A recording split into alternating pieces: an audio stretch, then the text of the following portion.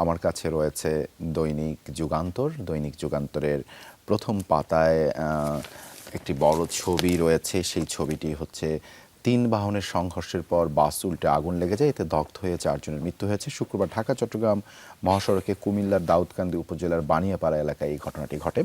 একটু আগে সিদ্রা, আমি আর আপনি যে আলাপটি করছিলাম যে এই যে অটোরিকশা কিংবা এই যে ব্যাটারি চালিত রিকশা, এরকমই একটি ঘটনা। সেটি হচ্ছে যে কুমিল্লার দাউদকান্দিতে সিএনজি চালিত অটোরিকশার সঙ্গে মোটরসাইকেলের সংঘর্ষের পরেই বাসে আগুন লেগে দগ্ধ হয়ে ৪ জন মারা গেছেন। সেই একই ঘটনা এখানে হয়েছে। সেই সংঘর্ষ অপরিকল্পিতভাবে ইচ্ছেমতো রাস্তায়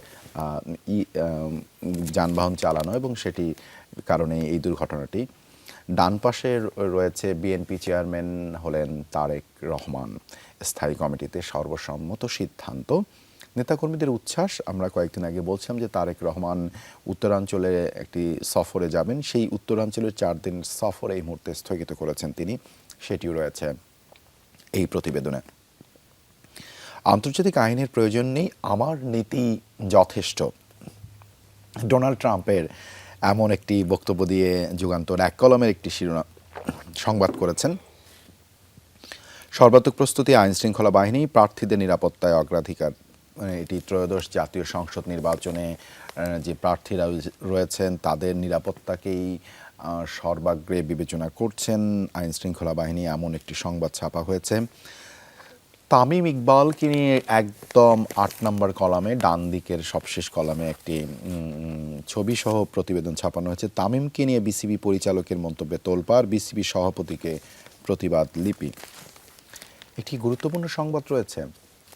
হাদি হত্যার মাস্টারমাইন্ড বাপ্পি দেশে ঢুকিয়ে বিয়ে করে ফের কলকাতায়। ইমন রহমান এই বিশেষ প্রতিবেদনটি করেছেন। এর বাইরে বাম পাশে মৌসুমি চালের বাজারে এবার মিলারের থাবা, বস্তাপ্রতি ভোক্তার বাড়তি ব্যয় ৪০০ টাকা করে। এই মোটামুটি প্রথম পাতার সংবাদ দৈনিক যুগান্তরের। যদি দৈনিক যুগান্তরের শেষ পাতায় যাই তাহলে দেখতে পারবো শেষ পাতায় সবচেয়ে গুরুত্বপূর্ণ যে সংবাদটি তারা ছাপিয়েছে, নন ব্যাংক ফাইন্যান্স কোম্পানি সম্পদের চেয়ে দায় বেশি। অর্থাৎ ১১৪ টাকা দায়ের বিপরীতে সম্পদ ১০০ টাকা করে ঘাটতি রয়েছে। ৯১% ঝুঁকিপূর্ণ। লুটপাট, খেলাপি ঋণে মূলধন ক্ষয় হয়ে গেছে। নেগেটিভ মূলধন ১৬,১৭২ কোটি টাকা। খুবই অ্যালার্মিং একটি এই সংবাদ। এর বাইরে রয়েছে পাকিস্তান থেকে যুদ্ধবিমান কেনা নিয়ে আলোচনা, জাতীয় নিরাপত্তা বিবেচনা পর্যবেক্ষণ করছে ভারত। রণধীর জয়সওয়াল তার বক্তব্য দিয়ে একটি যুগান্তরটি ডেস্ক রিপোর্ট করেছে। সুরভির বিরুদ্ধে মামলা, তদন্ত কর্মকর্তার বিরুদ্ধে ব্যবস্থা নিতে আদালতের নির্দেশ। এটি গাজীপুরের যে একাধিক মামলায় জুলাই যোদ্ধা সুরভির কে আটক করা হয়েছিল সেটি নিয়ে প্রতিবেদন করেছে দৈনিক যুগান্তর। দৈনিক যুগান্তর একটি বক্স রিপোর্ট রয়েছে একটি মসজিদের ছবি দিয়ে। মোঘল আমলের স্থাপত্যের নিদর্শন, পিরোজপুরের ভান্ডারিয়া পৌরসভার মিয়াবাড়ি মসজিদ। মিয়াবাড়ি মসজিদ দেখতে ছুটে আসেন পর্যটকরা। এটি একটি মোঘল সাম্রাজ্যের স্মৃতিচিহ্ন রয়েছে।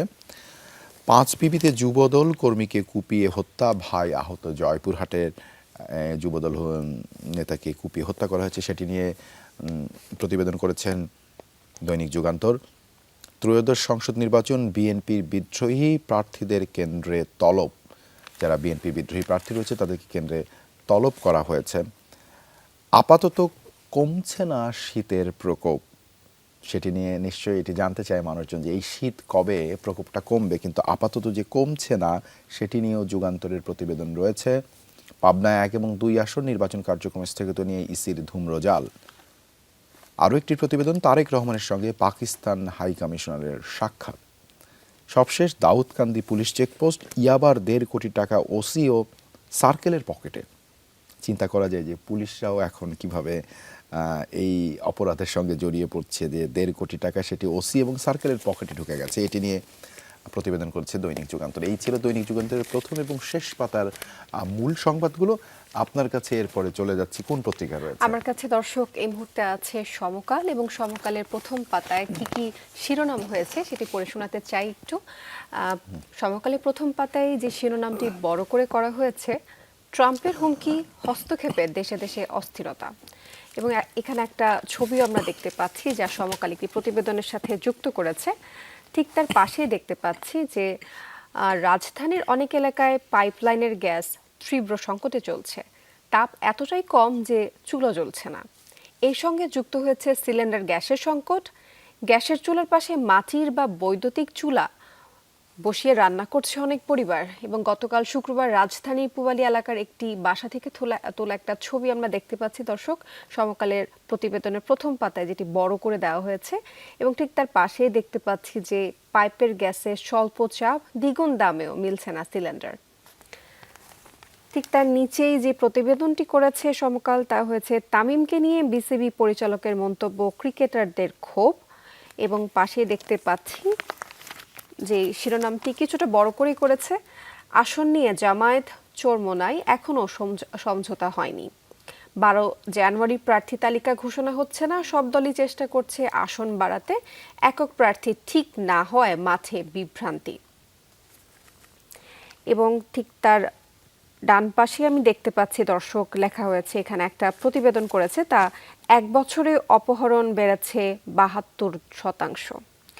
দর্শক, এখানে যে প্রতিবেদনটি করা হয়েছে যে গত এক বছরে 72% দেশে অপহরণ বেড়েছে এবং 2025 সালে দেশে অপহরণের ঘটনা ঘটেছে 1102টি।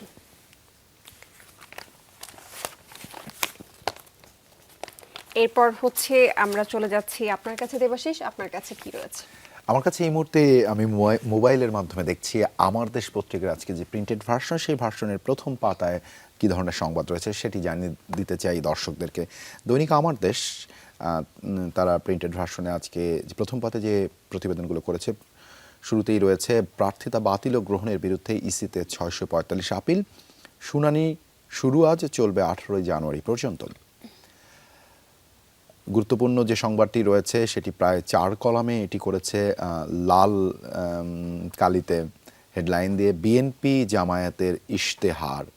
বিএনপি কি ইশতেহার দিয়েছে এবং জামায়াত সেটি নিয়ে তুলনামূলক বিশ্লেষণ নিয়ে এই প্রতিবেদনটি করা হয়েছে, যেখানে বিএনপির জায়গায় লেখা হচ্ছে থাকছে তারুণ্য কেন্দ্রিক বড় প্রতিশ্রুতি, 18 মাসের মধ্যে 1 কোটি মানুষের কর্মসংস্থান, রাষ্ট্রীয় প্রতিষ্ঠানগুলোকে পূর্ণ স্বাধীনতা ও নিরপেক্ষতা প্রদান। অন্যদিকে বাংলাদেশ জামায়াতে ইসলামীর যে প্রতিবেদন, যে ইশতেহার, সেখানে রয়েছে থাকবে 25 বিষয়ের প্রতিশ্রুতি, ম্যানুয়াল ও ডিজিটাল মাধ্যমে চমকপ্রদভাবে উপস্থাপনের প্রস্তুতি, শিক্ষার উন্নয়ন, সামাজিক ন্যায় বিচার ও দুর্নীতি বিরোধী পরিকল্পনা। এই দুইটি ইশতেহারের বিশ্লেষণ দিয়ে প্রতিবেদনটি রয়েছে। সবশেষে ডান পাশের কলামে রয়েছে তারেক রহমান চেয়ারম্যান হলেন বিএনপির, সেটি নিয়ে। এর বাইরে রয়েছে সিলিন্ডার ব্যবসায়ীদের কাছে জিম্মি ভোক্তা, একটি বড় ইস্যু এটি এই মুহূর্তে। একদিকে চুলা জ্বলছে না, মানুষজন নির্ভর করছে সিলিন্ডার গ্যাসের উপরে এবং সেখানে সিলিন্ডার ব্যবসায়ীদের কাছে ভোক্তারা জিম্মি হয়ে রয়েছে অত্যাধিক দামের কারণে। পররাষ্ট্র উপদেষ্টার সঙ্গে আবার ফোনালাপ পাক পররাষ্ট্রমন্ত্রী, এটি নিয়ে 1 কলামের একটি প্রতিবেদন। পাবনা 1 ও 2 আসনে ভোটে বাধা নেই, ইসির আদেশ স্থগিত, এটিও 1 কলামের একটি প্রতিবেদন। গুরুত্বপূর্ণ বক্স রিপোর্ট করেছে দৈনিক আমার দেশ, সেটি হচ্ছে জুলাই শহীদদের নাম নিশানা মুছে ফেলছে উইকিপিডিয়া, এটি নিয়ে একটি প্রতিবেদন।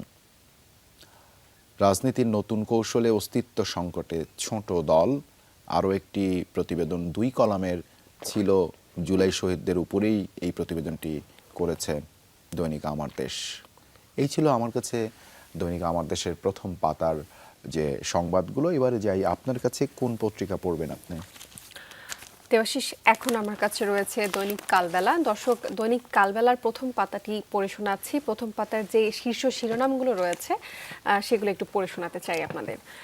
এনসিপির নির্বাচনী বৈতরণী পার হওয়ার সিঁড়ি জামায়াত, এমনটি প্রতিবেদন করেছে দৈনিক কালবেলা এবং খুব লাল কালি দিয়ে প্রতিবেদনটি করা হয়েছে। এবং ঠিক তার নিচে দেখতে পাচ্ছি যে নির্বাচনের পর সম্পর্ক টেকা নিয়ে অনিশ্চয়তা, পদত্যাগকারী নেতাদের ফেরানোর চেষ্টা করছেন।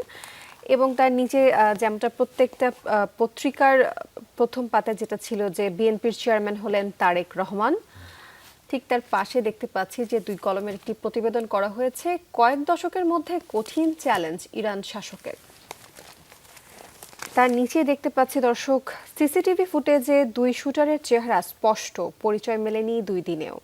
হত্যাকাণ্ডের পেছনে রাজনৈতিক দ্বন্দ্ব, আধিপত্য বিস্তার কিংবা শত্রুতার কোনো যোগসূত্র আছে কিনা তা গুরুত্ব দিয়ে তদন্ত করা হচ্ছে বলে জানিয়েছে পুলিশ। ঠিক তার নিচে দেখতে পাচ্ছি দর্শক, নজরুল ইসলাম খানের একটি বক্তব্য হচ্ছে কালবেলা প্রতিবেদনটি করেছে, যা বিদ্রোহীরা না সরলে ব্যবস্থা নেবে বিএনপি। তার পাশে দেখতে পাচ্ছি দর্শক, বড় করে দুই কলমের শিরোনাম করা হয়েছে যে ধানের শীষে শরিকদের জয় বাধা বিএনপির স্বতন্ত্ররা। এবং সর্বশেষ নিচে দেখছি যে বস্তিবাসীর মানসিক রোগে চিকিৎসা গ্রহণের হার বেড়েছে 5 গুণ। এখানে কিছু চুম্বক অংশ রয়েছে, সেই চুম্বক অংশগুলো একটু পড়ে শোনাতে চাই। যে করাইল বস্তিতে প্রায় 3.5 লাখ মানুষের বসবাস। প্রকল্পের আগে বছরে 33 জন বস্তিবাসী মানসিক রোগের চিকিৎসা নিয়েছেন। সচেতনতা বৃদ্ধির পর 1 বছরে চিকিৎসা নিয়েছেন 157 জন এবং প্রকল্পটি কয়েক বছর চালিয়ে নেবার দাবি বস্তিবাসীদের। এই ছিল আমার কাছে দৈনিক কালবেলা থেকে।